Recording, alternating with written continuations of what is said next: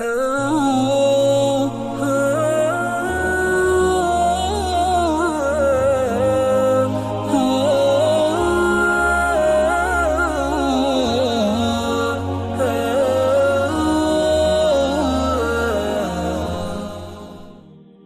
scholars, said the Prophet ﷺ, are the inheritors of the prophets.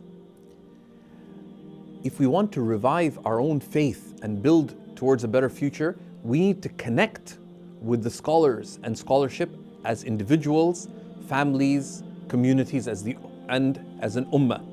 At the level of the individuals, you connect to scholars through seeking knowledge with them, so you learn your religion, but also have a living relationship with scholars of guidance, so that when issues arise, you don't know what's right and wrong, halal or haram, or what is better to do in a particular situation.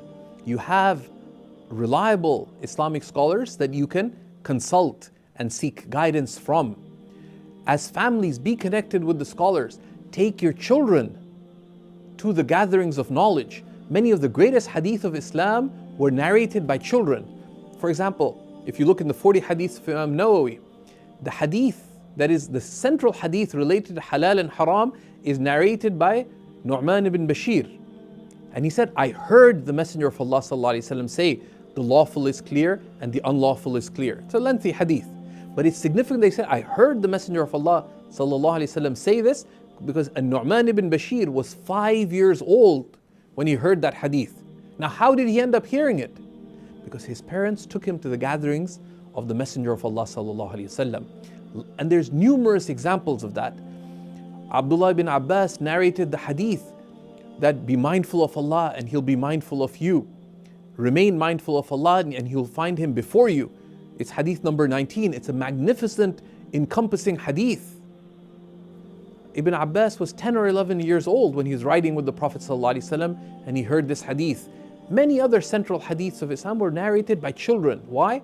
Because the companions of our beloved ﷺ took their children to the gatherings of the scholars. So when a scholar visits your community, when there are gatherings of knowledge, gatherings of remembrance in your community, go as a family to these gatherings. Make that a memorable event for your children so that they love to go to the gatherings. But then take your children to those scholars, introduce the scholars to your children, ask your children to request dua from the scholars.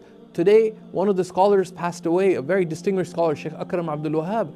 I still remember when he was in Amman, I had the honor of taking my children to his gatherings. He'd come to our house and I asked Shaykh Akram both to make dua for my children, but also to give them an ijazah, an authorization, just for barakah, to be connected with his chains of transmission.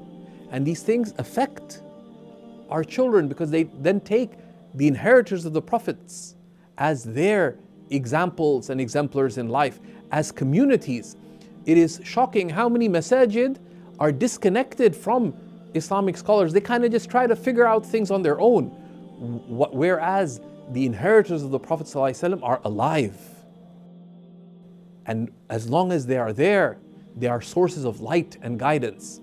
Similarly, at the level of the ummah, if you want to raise our ummah towards its prophetic potential to be true trustees of the beloved Messenger ﷺ, we should be connected to the scholars. If we want our projects to be blessed, guided by Islamic teachings, guided by the prophetic commitment to excellence, we should be consulting the scholars. Whether we start a company or a project, governments should consult and be guided by the scholars of knowledge and wisdom.